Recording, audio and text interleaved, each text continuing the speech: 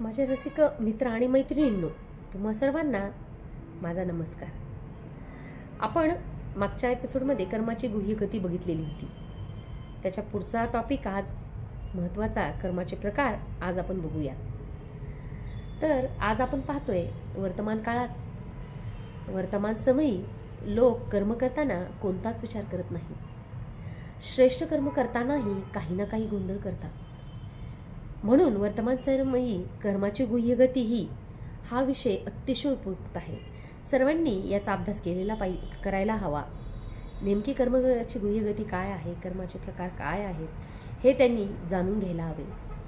श्रीमद भगवद्गीतेत श्रीकृष्णाने भगवंताने अर्जुनाला सांगितलेले आहे, हे अर्जुना, कर्माची गुह्य गती काय आहे ते तू नीट समजून घे आणि कर्म म्हणजे श्रेष्ठ कर्म, विकर्म म्हणजे वाईट कर्म आणि अकर्म हे पण काय आहे ते तू नीट समजून घे. आणि श्रीकृष्णाने अधर्माच्या वेळी जे गीताज्ञान दिलं अर्जुनाला, ते प्रत्येक अध्यायामध्ये कर्माची गुह्य गती वेगवेगळ्या पद्धतीने अर्जुनाला समजावलेली आहे. आणि प्रॅक्टिकली आज तीच वेळ चालू आहे. सर्वत्र अधर्म चरणसीमेला पोहोचलेला आहे. याचे हेच कारण आहे की दिन प्रतिदिन मनुष्याचे कर्म नीचतम पातळीकडे जात आहेत. मनुष्य कधीच कर्माच्या गुह्यगतीचा किंवा कर्मफल सिद्धांताचा कुठलाही विचार करत नाही. सरळ तो कर्म करत चाललेला आहे. काही लोक चांगलेही करत आहेत, काही वाईटही करत आहेत, काही अकर्मही होत आहे. परंतु वाईट कर्म करताना तरी निदान व्यक्तीने विचार करायला हवा. अनेक संत महात्मा आले. जगात लोकांनी काही ना काही जीवनाविषयी यांनी चांगल्या गोष्टी सांगितल्या, आणखीनही येत आहेत, सांगताहेत. तरीही लोकांनी आपल्याला जे पाहिजे तेच हृदयात ठेवलेले आहे. पापकर्म केले आणि दुसरीकडे आपण दानधर्म केला की संपलं आपलं पापकर्म, असा एक त्यांनी समज करून ठेवलेला आहे. उदाहरण बघूया. समजा मी 500 रुपये कोणाकडनं तरी घेतले आणि त्याला ते परत करायचे, उधार घेतलेले. त्याला म्हटले की मी आता तुझ्या हस्ते 500 रुपये घेतले आणि त्यातनं पुण्यकर्म केलेले आहे, आता ते संपले, तू मला मागू नकोस. तो काय म्हणेल, तू 500 रुपये माझ्याकडनं उधार घेतलेस ते मला दे. तुला जर पुण्यकर्म करायचे किंवा चांगले कर्म त्याच्यातनं करायचे तर तुझ्या पैशातनं कर ना. मग असेच जर कोणी म्हणत असेल की मी पाप कर्म करेल आणि निगेटिव्ह कर्म करेल आणि पॉझिटिव्ह आज दानधर्म करून ते हिशोब मागचा संपून टाकेल आणि मग ते बॅलन्स होऊन जाईल पापकर्म पुण्यकर्मात, किंवा कर्म मागचं ते संपून जाईल कारण मी आज त्याच्या बदल्यात पुण्यकर्म करतोय. मग हे असे बॅलन्स होईल का? नाही.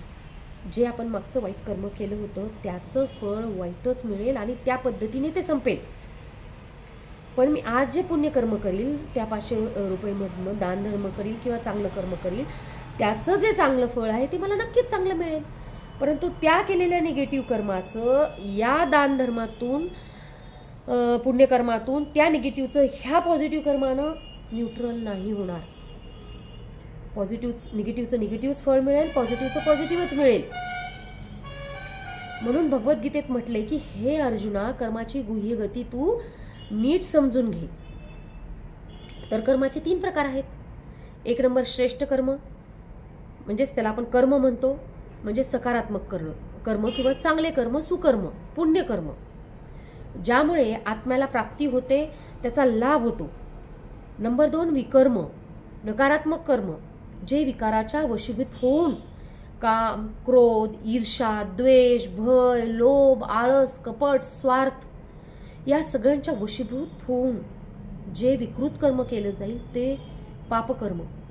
कधी कधी कळत आणि नकळतपणे सुद्धा ते होतं, आपल्याला माहीत नसतं आणि ते होऊन जातं, तरी ते विकर्म होईल. आणि 3रं कर्म जे श्रेष्ठ कर्म नाही आणि म्हणजे सकारात्मक पण नाही आणि नकारात्मक पण नाही, त्याचं कुठलं फळही नाही, ते आहे अकर्म, न्यूट्रल कर्म. तर आता एक उदाहरण बघूया. मी जमिनीमध्ये बीज स्वतःच्या हाताने पेरली आहे, त्याला वाढवलं, त्याचं छान संगोपन केलं, त्याचा वृक्ष बनला, त्याला खूप सारी फळं लागली. मग मी ती फळं तोडून खाल्ली. म्हणजे बीज मीच लावलं आणि ती फळं पण मीच खाल्ली. मग आता बीज लावणे आणि फळं खाणे या दोन्ही कर्मामध्ये काही फरक आहे का? तर बीज पेरणं हे श्रेष्ठ कर्म होय. कारण एका बीजापासून अनेक फळांची प्राप्त झाली. मग त्या फळांमध्ये पुन्हा अनेक बीज निर्माण झाले आणि ती फळं मीच नाही तर खूप जणांनी खाल्ली. सीझन ना सीझन ती त्या झाडाला फळं आली आणि त्याचा फायदा इतरत्र अनेक लोकांनी घेतला. अनेक लोकांनी ती फळं खाल्ली. म्हणजे हे झालं श्रेष्ठ कर्म, अगदी छान कर्म झालं. कारण एका बीजापासून अनेक फळांची प्राप्ती झाली आणि त्या दुसऱ्या फळातूनही अनेक बीजे उत्पन्न झाली आणि अनेक फळंही, अनेक झाडं त्याच्यातनं झाली, अनेक फळं उगवत गेली. हे झाले खूप मोठे श्रेष्ठ कर्म, पॉवरफुल. पण समजा त्या फळाचं मीच तो फळ खाल्लं, ते मीच लावलं, मीच खाल्लं आणि मला त्याच्यातनं संतुष्टी मिळाली, आनंद मिळाला. त्यातून परत दुसरं बीज मी लावलं नाही, पेरलं नाही आणि दुसरं झाडही आलं नाही किंवा मी त्या फळांचाही दुसऱ्यांना उपयोग करू दिला नाही. फक्त माझ्यापुरतंच ते मर्यादित राहिलं, फक्त मीच ते फळ खाल्लं. मग ते इथंच संपलं याच जन्मात. म्हणजे ते झालं अकर्म, न्यूट्रल कर्म, माझ्यापुरतीच ते मर्यादित होतं. तर श्रेष्ठ कर्म, खरं म्हणजे श्रेष्ठ कर्म करण्याचे नॉलेज हे सर्वांनाच असले पाहिजे. तेव्हा व्यक्तीच्या जीवनामध्ये हळूहळू श्रेष्ठ कर्म काय आणि अनेकासाठी ते कसे प्रेरणादायी ठरते हे कळेल. आणि आपण कोणत्या कोणत्या आत्म्याला सुख दिले किंवा सेवा दिली याचा पण कसा श्रेष्ठ कर्म ठरत गेलं पुढं, त्याचं कसं पुण्यकर्मात आणि त्याच्या फळात त्याची पुढं परिवर्तित कसं झालं हे पण आपल्याला कळेल. आपण लेटेस्ट उदाहरण बघितलं, जो विनाशातला एक टप्पा होता कोरोना. त्याच्यामध्ये अनेकांनी जीवाचं रान केलं, खूप सारी सेवा केली. काही जणांनी त्यातनं धनप्राप्ती होणार होती, त्यांचा तो व्यवसाय होता म्हणून केलं, तेव्हा ते अकर्म झालं. पण काहीच न फळाची अपेक्षा करताना सुद्धा काही जणांनी अगदी निस्वार्थ भावनेने सेवा केली, ते झालं श्रेष्ठ कर्म. आणि त्यांनी मग काय केलं या श्रेष्ठ कर्मामध्ये? खूप सारे आशीर्वाद, खूप सारे दुवा, खूप साऱ्या दुवांचा स्टॉक बॅलन्स, बँक बॅलन्स जमा केला. आणि हा दुवांचा स्टॉक, बँक बॅलन्स पुढे त्यांना आयुष्यभर किंवा अनेक पुढच्या जन्मामध्ये तो कामाला येणार आहे. एक उदाहरण बघूया. ॲक्सिडेंट झाला, गाडी पूर्ण चेंदामेंदा झाली, पण मधल्या व्यक्तीला काहीच झालं नाही, तो अगदी सुरक्षित आहे. तेव्हा लगेच आपल्या तोंडातून शब्द निघणार, मागच्या जन्माची पुण्याई आहे. म्हणजेच त्याच्या मागच्या कुठल्या तरी पुण्यकर्माचा, श्रेष्ठ कर्माचा तो स्टॉक होता, तो बॅलन्स होता दुवांचा, जे की त्यांनी आत्ता त्याला तो यूज झाला, वाचवलं. कुठलाही विचार न करता निस्वार्थपणे कधीतरी त्यांनी सगळ्यांसाठी काहीतरी चांगलं केलेलं होतं. म्हणून निस्वार्थपणे कुठलीही अपेक्षा त्याने ठेवली नव्हती, तरीही त्याला त्या दुवांनी आज वाचवलं.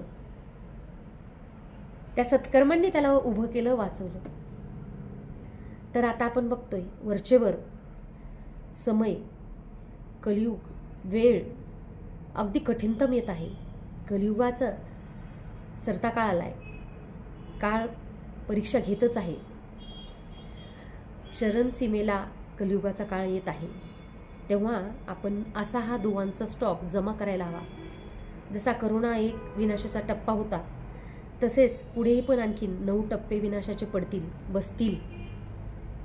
त्यावेळेस आपल्याला असाच कुठला तरी दुवांचा स्टॉक जमा होईल, आपल्या श्रेष्ठ कर्म कामाला येतील आणि पुढेही पण विनाशाच्या ज्या 9 वेगवेगळ्या धक्क्यामध्ये बसतील, तेव्हाही त्या ह्याच्यामध्ये आपणही आणखीन जेवढे जमेल तेवढे श्रेष्ठ कर्म करतच जावे. आता आपण बघू की अकर्म.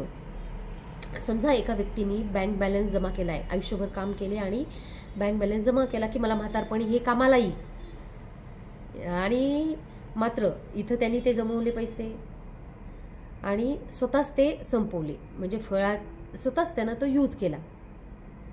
म्हणजे इथं ते झाले अकर्म. अगदी अशा प्रकारे आपण चांगले काम केले, जीवनामध्ये सुख, संतोष, आनंद, पारिवारिक आनंद ह्या सर्वांचा विचार करून श्रेष्ठ कर्म करत गेलो, ते झाले श्रेष्ठ कर्म. तर आणि आपल्यापुरतेच जे करत जाऊ त्याला आपण अकर्म म्हणू. तर गीतेमध्ये 4थ्या अध्यायात खूप छान सांगितलंय की हे अर्जुना, बुद्धिमान योगी तोच जो कर्मात अकर्म आणि अकर्मात कर्म म्हणजे श्रेष्ठ कर्म बघतो. अकर्मात सुद्धा तो श्रेष्ठ कर्म बघतो. तो म्हणजे कर्मात अकर्म हे स्वाभाविक आहे. ते कर्म केले, त्याचे फळ त्याला मिळाले आणि मी ते खाल्ले, म्हणजे हे झाले कर्मात अकर्म. परंतु बुद्धिमान योगी कोणाला म्हणतात की जो अकर्मात सुद्धा कर्म किंवा श्रेष्ठ कर्म बघतो. अर्थातच मी फळ खाऊन म्हणजे बीज पुन्हा नाही फेकले, ते पुन्हा रोपित केले आणि त्या रोपातनं आणखीन भरपूर सारे वृक्ष निर्माण झाली, खूप सारे फळं आली आणि त्याचा फायदा दुसऱ्यांनी घेतला आणि निस्वार्थ भावनेने. आणि तोच जर मी फक्त मलाच फळ मिळावे या उद्देशाने जर केला असता तर पुण्याचं खातं जमलं नसतं, तिथेच ते संपलं असतं. तर पूर्वीच्या काळी शेतकरी जेव्हा बीज पेरेल तेव्हा एखादा एरिया असा ठेवत असत की त्यातील जे उगवल ते मी दान करेन किंवा पशुपक्ष्यासाठी सोडेल, प्राण्यांसाठी सोडेल वगैरे. तर आम्ही एका ठिकाणी बघितलं की एकाने फळांची झाडे लावली होती आणि त्यातील काही झाडे पक्ष्यासाठी अशी राखीव ठेवली होती. तो चिमण्यांना, पक्ष्यांना आवाहन करायचा, या आम्ही तुमच्यासाठी तो ठेवलेला आहे, तुमचा हिस्सा तुम्ही खाऊन जा, त्यावर तुमचा अधिकार आहे. आणि मात्र जे फळ खाताय ते पूर्ण खा, बाकी सगळे फळे खराब करू नका. आणि त्या चिमण्या खरेच तीच फळे खायची आणि तीच संपवायची, दुसऱ्या फळांना ती हात लावत नव्हती. कारण कदाचित मनातून निस्वार्थ भावना ती त्यांना कळत असेल, कारण की कळतात निस्वार्थ भावना. पूर्वी जी म्हणजे आताही बरेच जण पक्षासाठी असं बाहेर पण धान्य वगैरे ठेवतायत निस्वार्थ भावनेने. असे हे आपण श्रेष्ठ कर्म जमा करत म्हणजे करायला हवे. पूर्वीच्या काळी पण बरेच जण अगदी असं श्रेष्ठ कर्म करत असत, पण आजकाल कोणाला वेळच नाही. फक्त स्वतःसाठीच, स्वतःच्या बँक बॅलन्ससाठी, स्वतःसाठीच सगळेजण जगत आहेत. पण असे न करता दुसऱ्यांसाठी कुठेतरी थोडेसे सत्कर्म हे आपण करायला हवी. आता एक उदाहरण बघू आपण विकर्माचं. कलियुग आहे, यात नकळत कळत खूप विकर्म घडत आहेत. समजा कोणाला दुःख दिलं आणि आपल्याला माहीत आहे की पापकर्म झाले, पण बऱ्याचदा असं काहीतरी घडतं आपल्यासोबत आणि तोंडातून निघतं कुठल्या जन्माच्या पापकर्माचं हे फळ आहे, किती दुःख यातना भोगाव्या लागत आहेत. तर उदाहरण बघू की कळत आणि नकळतपणे पापकर्म आपल्याकडनं होतात आणि आपल्याला त्याचं फळ मिळत असतं.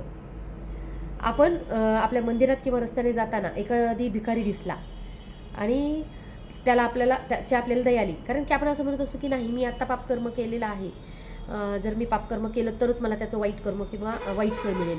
पण नकळत कळतपणे पण आपल्याकडनं कसे विकर्म घडत असतात आणि त्याचं कसं आपल्याला मग वाईट फळ मिळतं. त्याच्यासाठी आपण हे उदाहरण बघूया की आपल्याला एक भिकारी दिसला आणि त्याची आपल्याला दया आली आणि मग आपण त्याला 100 रुपये दिले.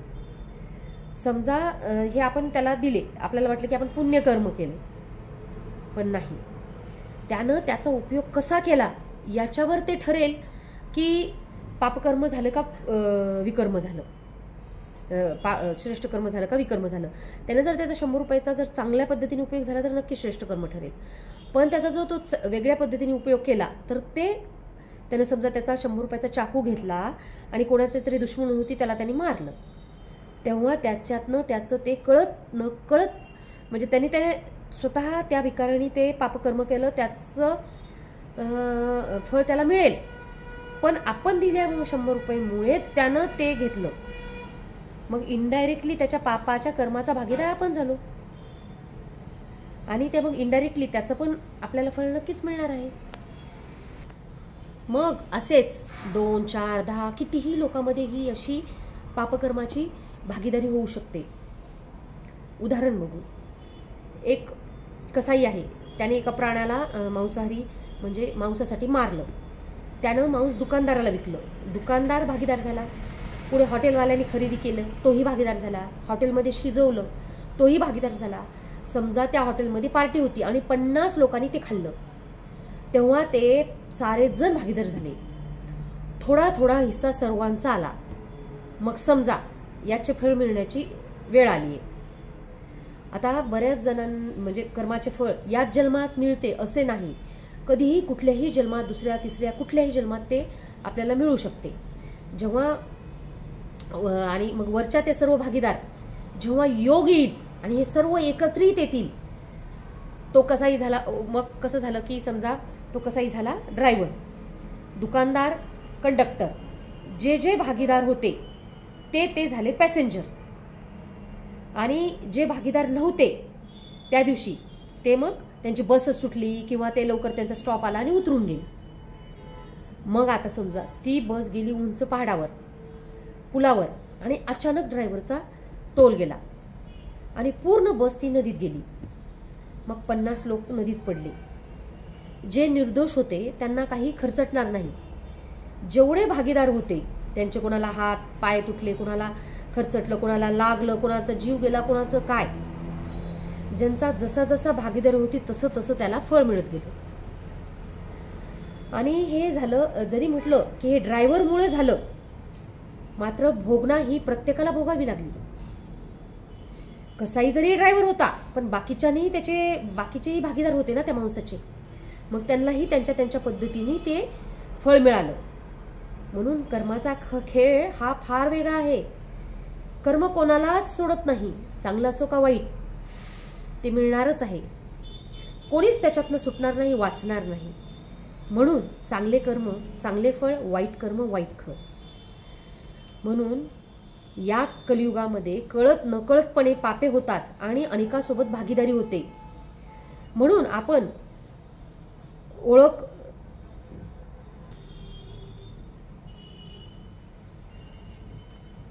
बऱ्याचदा म्हणतो हे असं झालं तसं झालं, पण कुठं ना कुठं त्याचा संबंध हा आपल्या कर्मात किंवा याच्यात असतोच. आणखीन एक उदाहरण बघू.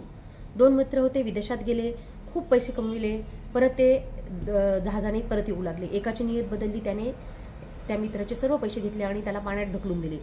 मग घरी आल्यानंतर त्याला विचारलं तर त्यांनी सांगितलं की तो कुटुंबासाठी काहीच करू शकला नाही, त्यांनी काहीच पैसे कमवले नाही म्हणून त्याने उडी मारून जीव दिला. मग पुढे याचे लग्न झालं, त्याला मूल झालं, त्याच्याकडे एक मुनीम होता. त्याला मात्र संशय आला की त्याने त्याचे पैसे घेतले असतील आणि त्याला मारून टाकलं असेल. मग एक महात्मा त्याच्या घरी आला आणि त्याने त्याची कुंडली बघून सांगितलं की तू या मुलाला ना एकदम गरिबाप्रमाणे वाढव. मग काही दिवस पुढे गेले, त्याच्याकडे खूप पैसा होता. मग त्यानं मात्र त्याला जे जे पाहिजे त्या मुलाला दिलं, जे जे पाहिजे ते पैसा पुरवला. मात्र 25 वर्षानंतर मग त्या मुलाचं लग्न झालं आणि लगेच त्याला खूप सुंदर अशी मुलगी मिळाली.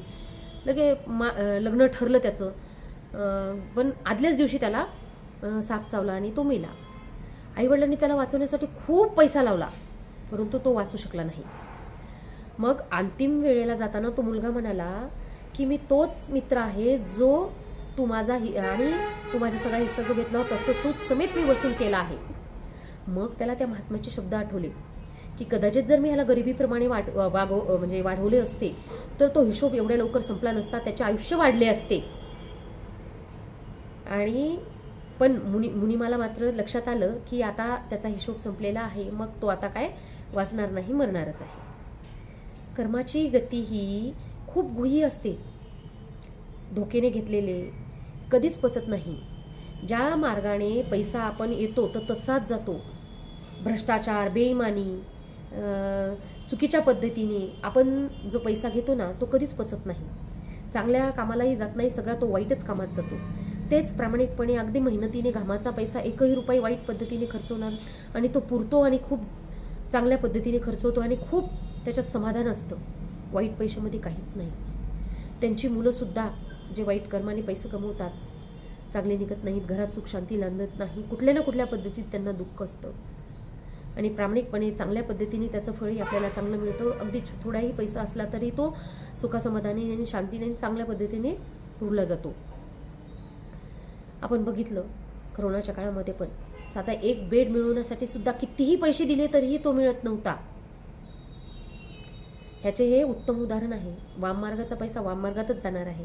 तो पारिवारिक शांती देत नाही, त्यातनं सुख मिळत नाही. म्हणून चुकीच्या मार्गाने धन हा कमवू नये. प्रामाणिकपणे कमी असेल, थोडके असेल, जेवढे असेल तेवढे त्याच पैशात आपण आनंदात राहावे. धन्यवाद.